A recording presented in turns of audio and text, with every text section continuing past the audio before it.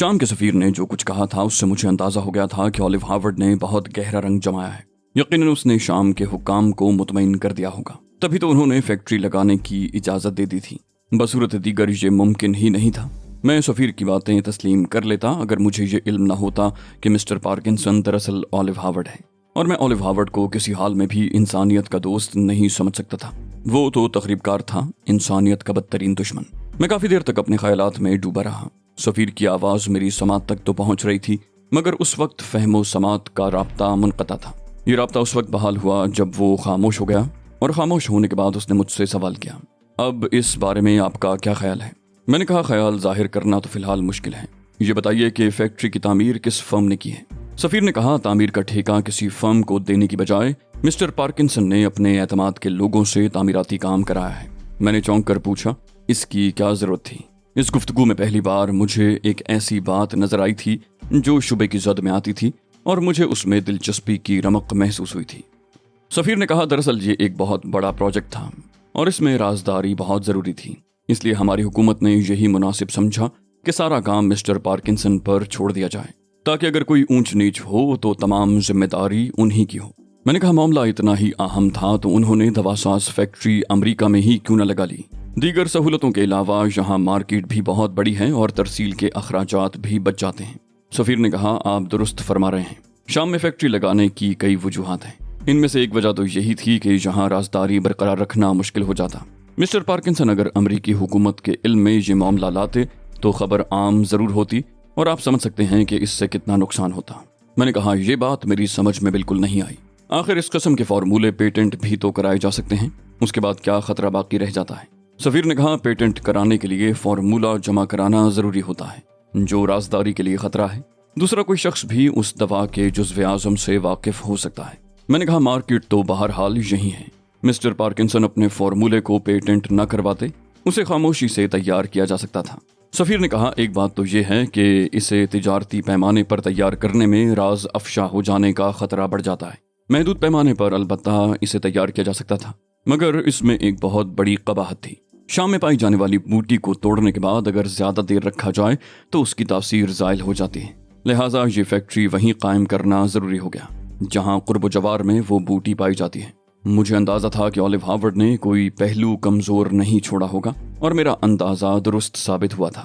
میرے ہر اعتراض کا جواب موجود تھا، اور اتنا معقول کہ اسے فراڈ ثابت کرنے کے لیے مجھے عملی طور پر بہت کچھ کرنا پڑتا، جس کے لیے میں ہر طرح تیار تھا، بس مجھے کچھ معلومات درکار تھیں۔ میں نے کہا جس حد تک رازداری برتی جا رہی ہے اس میں تو خود فیکٹری بھی شامل ہے۔ سفیر نے چونک کر پوچھا کیا مطلب؟ میں نے کہا شام میں کسی دوا ساز فیکٹری کا قیام بجائے خود ایک خبر ہے جو متعلقہ لوگوں کی توجہ مبذول کرا سکتی ہے۔ سفیر نے معنی خیز لہجے میں کہا خبر کسی تک پہنچے گی تب نہ، کسی کو یہ علم ہی نہیں ہے کہ کس پروجیکٹ پر کام ہو رہا ہے۔ اب چونکنے کی باری میری تھی۔ میں نے کہا کیا مطلب؟ سفیر نے کہا ہم نے ہر مرحلے پر اس خبر کو خفیہ رکھنے کا اہتمام کیا ہے، تعمیرات سے لے کر مشینری کی تنصیب تک۔ میں نے کہا یہ کیسے ممکن ہے؟ مشینری تو ظاہر ہے باہر سے خریدی گئی ہوگی اور یہ بات پوشیدہ نہیں رکھی جا سکتی۔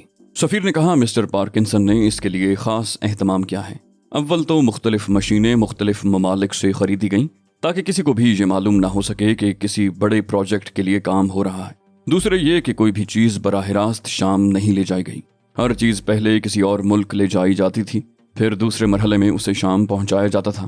اس طرح ہم نے کامیابی سے فیکٹری قائم کر لی اور کسی کو کانو کان خبر نہ ہو سکی۔ میں نے حیرت سے کہا اس طرح تو اخراجات میں بے حد اضافہ ہو گیا ہوگا۔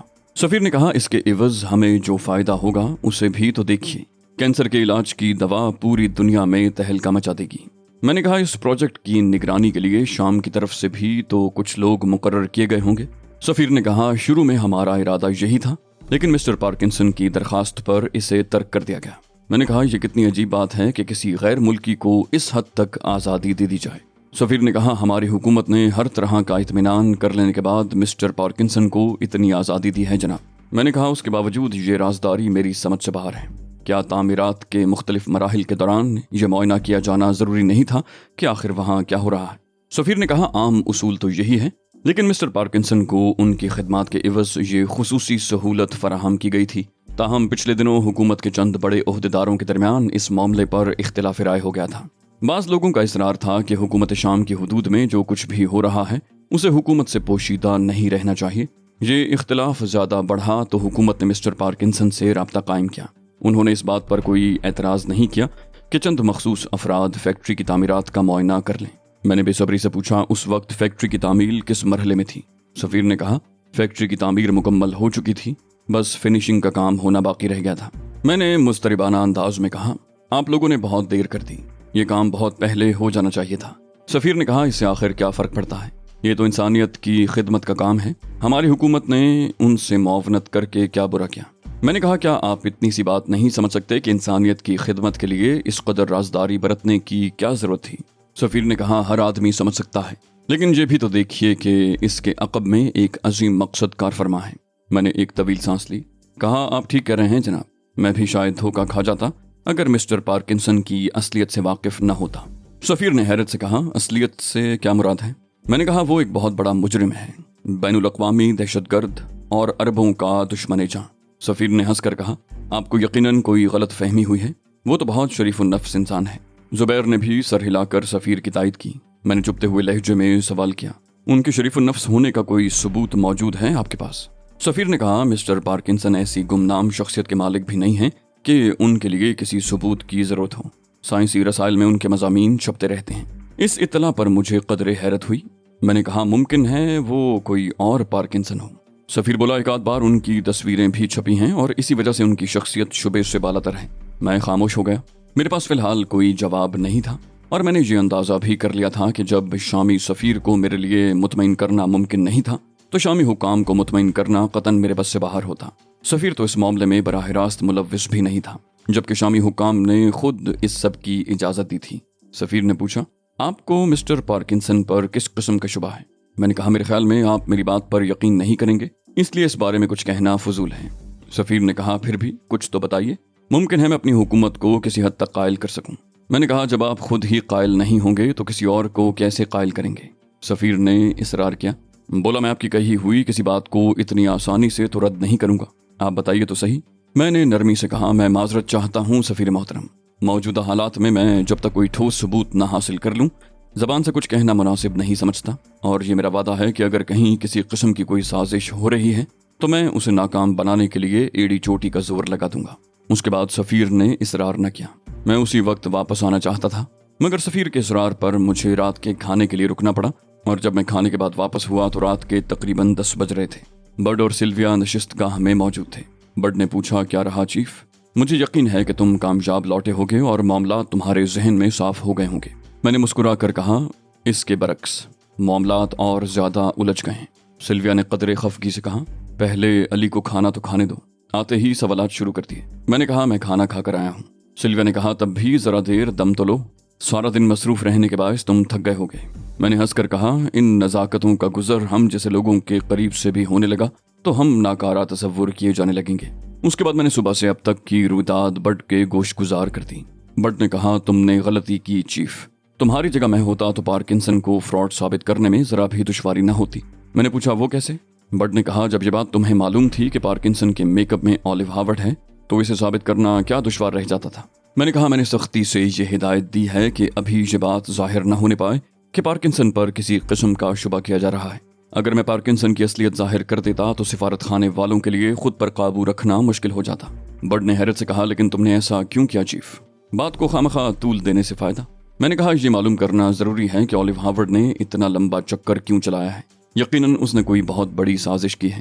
میرا سب سے پہلا ہدف اس سازش کے تارو پود بکھیرنا ہے۔ بٹ نے کہا مرضی کے مالک ہو چیف، جو چاہو کرو، بٹ کو تو بس یہ بتاتے رہو کہ کب اسے کیا کرنا ہے۔ میں نے کہا اولیو ہارورڈ کی نگرانی ختم کرا دو اور علی گروپ کے تمام ارکان کو واپس بھجوا دو۔ بٹ نے کہا اور اگر وہ ہماری نظروں سے اوچھل ہو گیا تو؟ میں نے کہا نہیں ہوگا، چند روز کے اندر اندر وہ شام چلا جائے گا جس کی اطلاع مجھے مل جائے گی۔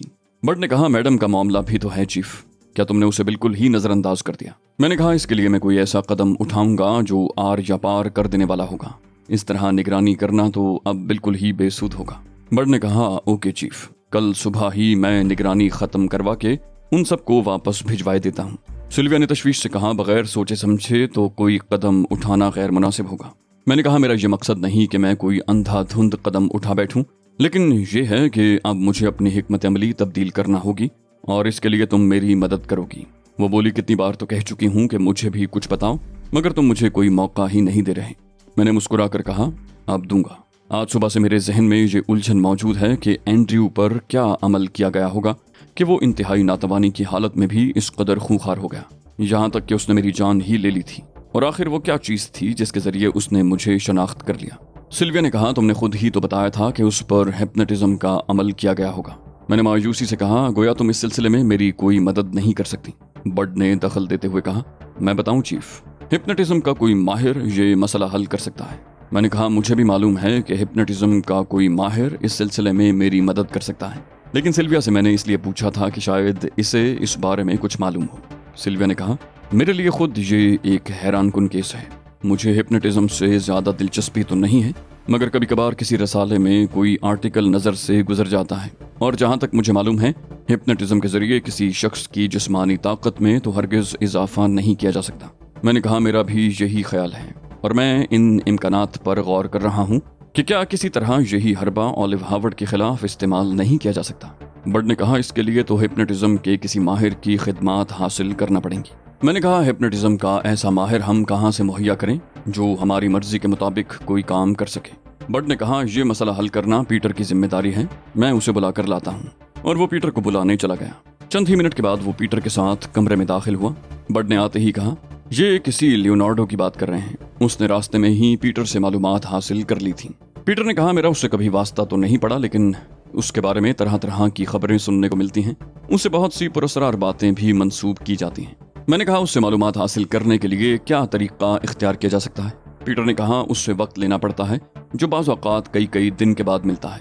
ये भी मशहूर है कि वो सिर्फ तबक़ाए उमरा के केस लेता है। मैंने पूछा, केस से तुम्हारी क्या मुराद है? पीटर ने कहा, आम तासुर यही है कि वो हिप्नोटिज्म के जरिए इलाज करता है, मगर मैंने ये भी सुना है कि वो मुजरिमों से मुआवनत भी करता है और पुलिस की ब्लैक लिस्ट पर है, मगर उसके खिलाफ कुछ साबित नहीं किया जा सका। मैंने कहा, ओह, तुमने ये बात मुझे पहले क्यों न बताई? वो बोला, पहले तो खैर मैं क्या समझ पाता, मुझे तो अब भी अंदाज़ा नहीं हो पा रहा कि ये मालूम करके तुम क्या फ़ायदा उठाना चाहते हो। मैंने कहा, पहले मरहले में तो मैं उससे सिर्फ गुफ्तगू करना चाहता हूँ, फ़ायदा और नुकसान तो बाद में देखा जाएगा। पीटर ने कहा, ठीक है, मैं सुबह ही उससे वक्त लेने की कोशिश करता हूँ। मैंने नफ़ी में सर हिलाया, कहा, नहीं, जो काम करना है फ़ौरन करो, मैं इंतज़ार करने का मुतहम्मिल नहीं हो सकता। पीटर ने कहा, अगर ये बात है तो फिर सुबह उसके मतब पहुंचकर हम ज़बरदस्ती उससे मिल लेंगे, ये कौन सा मुश्किल काम है? मैंने कहा, सुबह तक इंतज़ार करना भी मुश्किल है, कोई ऐसी सूरत निकालो कि उससे अभी मुलाकात हो जाए। पीटर ने कहा, थोड़ी देर इंतज़ार करो, मैं मालूम करता हूँ कि वो कहाँ रहता है, फिर उसके घर पर जाकर धावा बोल देंगे। पीटर कमरे से चला गया और मैंने सिल्विया से कहा, हारूत राबिल ने इमारत में क्या हिफाजती इंतजामात कर रखे हैं? सिल्विया ने कहा, आजकल मुसल्लह मुहाफिजों की तादाद में इजाफा हो गया है, वरना पहले तो इतने ज़्यादा मुहाफिज नहीं होते थे। मैंने कहा, उन्हें तो मैं देख चुका हूँ, ये बताओ कि उनके अलावा और क्या इंतजामात हैं? सिल्विया ने कहा, ये भी तुम्हें मालूम ही होगा कि इमारत के अहाते में कुत्ते घूमते रहते हैं। मैंने हैरत से कहा, नहीं, जब लकी मुझे उस इमारत से लेकर फरार हुई थी तो वहाँ एक कुत्ता भी नजर नहीं आया था। सिल्विया ने कहा, वो तो एक तयशुदा प्रोग्राम था, लिहाजा कुत्ते उन्होंने पहले ही बंद कर दिए होंगे, लेकिन तुम ये सब कुछ क्यों पूछ रहे हो? मैंने कहा, इस बात के इम्कानात का जायजा ले रहा हूँ कि उस इमारत में घुसा जा सकता है या नहीं। सिल्विया ने कहा, मैं तुम्हें इसका मशवरा हरगिज नहीं दूंगी, कुत्ते निहायत खौफनाक और तरबियत याफ्ता हैं।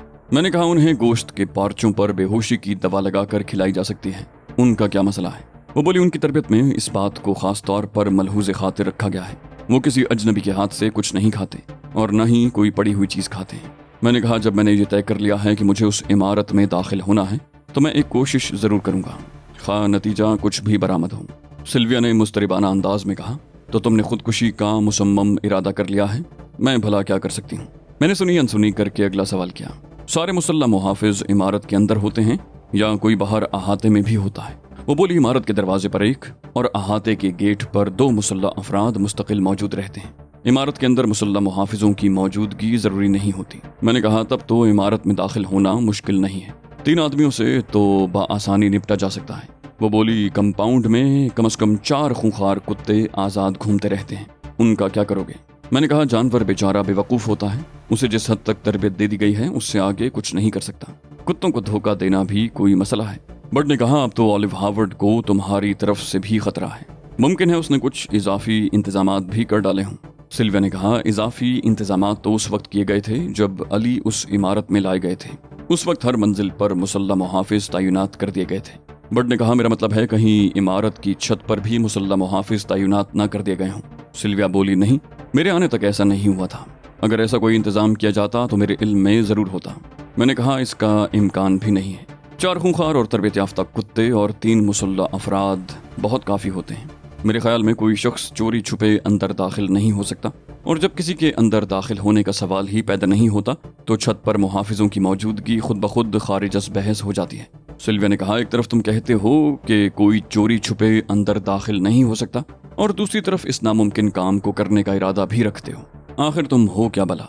मैंने मुस्कुरा कर कहा, यकीनन मेरे जहन में इन हिफाजती इंतजामात के हिसार को तोड़ने का कोई तरीका मौजूद होगा।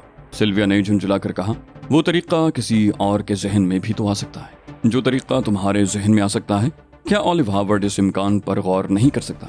मैंने कहा, पहले मैं हिप्नोटिज्म के उस माहिर से मिल लूं, फिर बताऊंगा। इस दौरान तुम ये गौर करो कि हारूत राबील का कोई ऐसा नजदीकी आदमी है जो कदो कामत में मुझ जैसा हो। सिल्विया ने बेसाख्ता कहा, इसमें गौर करने की क्या जरूरत है? हारूत राबील का मोतमिद खुसूसी ही इस मयार पर पूरा उतरता है। मैं चौंक पड़ा, कहा, ओह, वो कहाँ होता है और उसका नाम क्या है? सिल्विया ने कहा, उसका नाम डैनियल है और हारूत राबील का दस्ते रास्त समझा जाता है। मैं ये तो नहीं बता सकती कि इस वक्त वो कहाँ होगा, लेकिन था वो हारूत राबील के साथ ही। मैंने कहा, अगर वो वहाँ था तो अब भी वहीं होगा।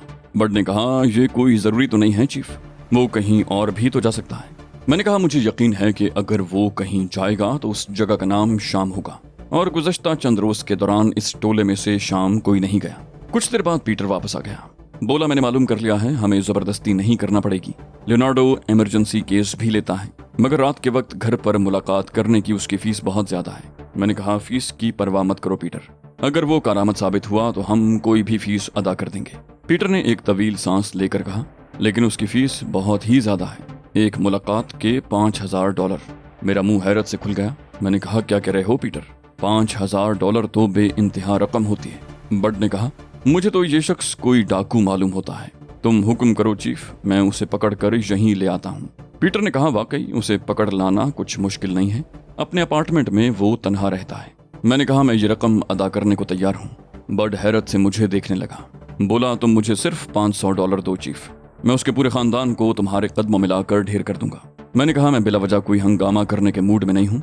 पीटर, तुम फोन करके उससे बात कर लो, हम अभी उससे मिल लेंगे। पीटर ने उसे फोन किया और वो बिला हिल हुज्जत मुलाकात पर आमादा हो गया। जाहिर है $5000 किसे बुरे लगते हैं। तकरीबन आधे घंटे बाद मैं और पीटर लियोनार्डो के अपार्टमेंट में दाखिल हो रहे थे। उसका अपार्टमेंट मुख्तसर मगर सलीके से सजा हुआ था। वो खुद एक दुबला पतला तवील कामत शख्स था। उसकी उम्र 50 से ऊपर ही रही होगी। चेहरा यूं सुता हुआ था कि वो 70 से भी ज्यादा का मालूम होता था। उसकी नाक तोते की चोंच की तरह मुड़ी हुई थी और आंखों में इस कदर चमक थी कि आम लोग तो उससे निगाह ही न मिला सकते हों। उसने हमें बैठने के बाद सबसे पहले अपनी फीस का मुतालबा किया, जो मैंने अदा कर दी। उसने रकम गिनकर जेब में रखते हुए कहा, ठीक है, अब अपना मसला बयान करो। मैंने कहा, मैं हिप्नोटिज्म के बारे में कुछ मालूमात हासिल करना चाहता हूँ। मैंने कहना शुरू ही किया था कि उसने मेरी बात काट दी। उसने सपाट लहजे में कहा, तुम गलत जगह आ गए हो, मैंने कोई दरसगाह नहीं खोल रखी। उसके तर्ज तखातुब पर मुझे बुरी तरह गुस्सा आ गया। वैसे भी मैंने उसके बारे में कोई अच्छी राय कायम नहीं की थी। मैंने कहा, $5000 वसूल करने के बाद हमने तुम्हारा वक्त खरीद लिया है, तुम्हें हमारा हर मसला हल करना ही पड़ेगा। उसने एक लम्हे मेरी बात पर गौर किया, फिर बोला, ठीक है, मगर मैं 1 घंटे से ज्यादा वक्त नहीं दे सकूंगा। मैंने फौरन ही उससे सवाल किया, क्या हिप्नोटिज्म के जरिए किसी शख्स की जिस्मानी कुव्वत में इजाफा किया जा सकता है? वो बोला, उसके लिए तवील इलाज की जरूरत होगी, लेकिन उससे भी जिस्मानी कुव्वत में बहुत ज्यादा इजाफा नहीं हो सकता। मैंने कहा, मेरा भी यही ख्याल है, और फिर एंड्रयू वाला वाकया उसके सामने दोहरा दिया। वो बोला, हिप्नोटिज्म का कोई बहुत बड़ा माहिर ही इतने कामयाब सजेशन दे सकता है, लेकिन उसके बावजूद ये नामुमकिन मालूम होता है। मैंने कहा, तुम हमारी मालूमात में तो कुछ इजाफा करो, आखिर तुम खुद भी एक माहिर हो और तुमने हमसे $5000 वसूल किए हैं।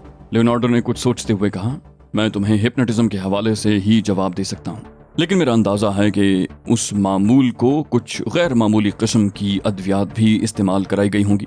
ना तो तन्हा मेडिकल साइंस इतना बड़ा कारनामा कर सकती है और ना ही हिप्नोटिज्म के जरिए किसी शख्स में इतना बड़ा तगय्युर रूनुमा हो सकता है। मैंने तफहीमी अंदाज में सर को जुम्बिश दी। कहा, किसी हद तक तो तुम्हारी बात समझ में आती है, क्या तुम इसकी मजीद वजाहत करोगे? वो बोला, ये बात समझना तुम्हारे लिए मुश्किल होगा, اس لیے کہ مجھے ہپنوٹزم کے بارے میں بہت کچھ بیان کرنا پڑے گا۔ اس کے علاوہ میں نے ایک ایسا امکان پیش کیا ہے جو نہ تو اس سے پہلے میرے ذہن میں آیا ہے اور نہ ہی میں نے اس کا کبھی تجربہ کیا، اس لیے میں جو کچھ بھی کہوں گا وہ محض میرا اندازہ ہی ہوگا۔ میں نے کہا، پھر بھی اس بارے میں مختصر طور پر ہی کچھ بتاؤ۔ لیونارڈو نے بے چینی سے پہلو بدلا۔ بولا، کیا تم نے محض یہ معلومات حاصل کرنے کے لیے $5000 ادا کیے ہیں؟ میں نے کہا، اس کی پرواہ مت کرو، میں نے کس لیے کیا کیا ہے۔ ہم نے تمہیں وقت کی پوری قیمت ادا کی ہے۔